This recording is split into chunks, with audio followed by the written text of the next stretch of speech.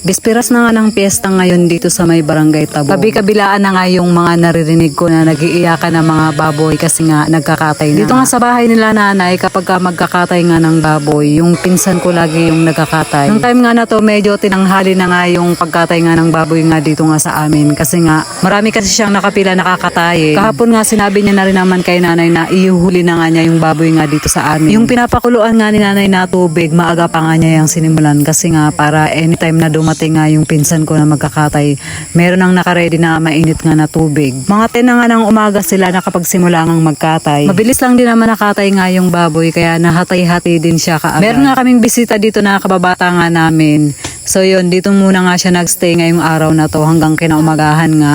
Taga Barangay Gata nga siya nakatira. Sabi nga ni Mary Jane, tamang-tama nga na dito nga muna siya magstay nga kasi nga para makatulong din nga sa amin na sa pagluluto at paghihiwa nga ng mga baboy. So yun, bago pa nga kami maghiwa nga ni Mary Jane, pumunta muna kami ng sabungan kasi nga sumilip na nga muna kami. Si nanay hindi na rin nga siya sumama kasi nga marami pa nga siyang gagawin. Si Susan nga yung katulong niya habang wala nga kami. Pagbalik nga namin ni Mary Jane, nakasalang na nga yung dinuguan. Tapos yun, binigay na sa amin ni nanay yung mga hihiwain. Si nanay na nga ang nagluluto. Then kami naman para sa 3 putahe nga yung dapat nga naming hiwain.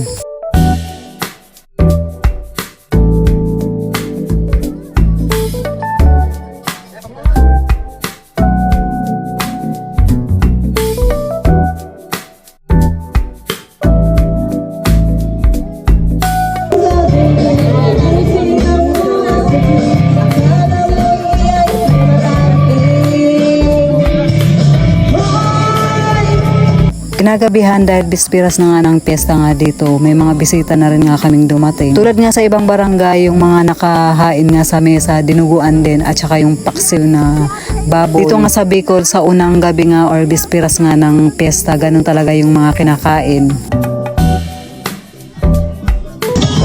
Inabot na kami ng siyam-siyam sa aming hihiwan.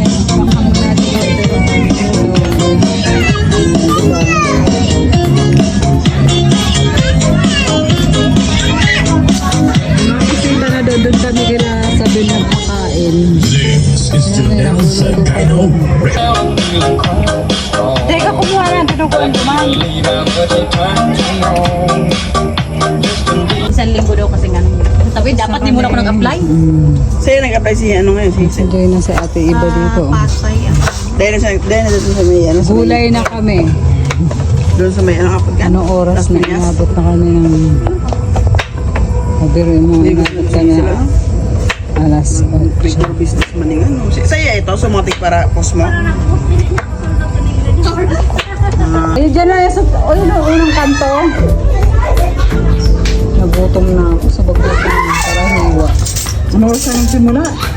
Alas 2. Mabili mo? Alas 12. Kamag na meron din kaya iniho. Kain tayo guys. O ayan o. Malinis ang tainga nito. Pinutulihan pa ni Mary Jane sa bag ko. Yan na. Kumain na rin yan.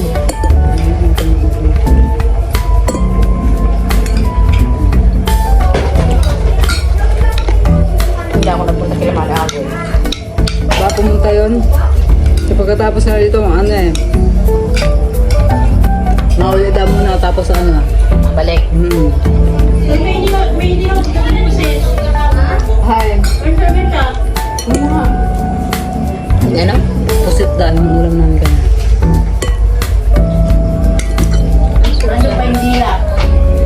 Ay, oo nga yung mga inihaw. Kunin mo nga.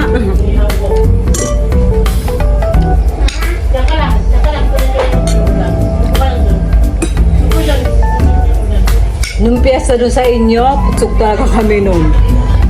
Pare-parehas mga sa pigkakan, hamakan. Iba-iba lang tarong.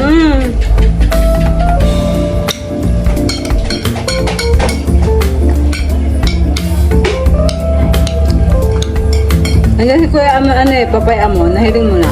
Kahit lang sa post. Kami naka... Tayo mahal ko. Hindi tayo garo ng butite. Laki na dyan. Pero hindi man siya tumanda, ang ano lang, na ano rin yun, parang na silent stroke. Oh, parang si Papayin yun. Yan na design yan?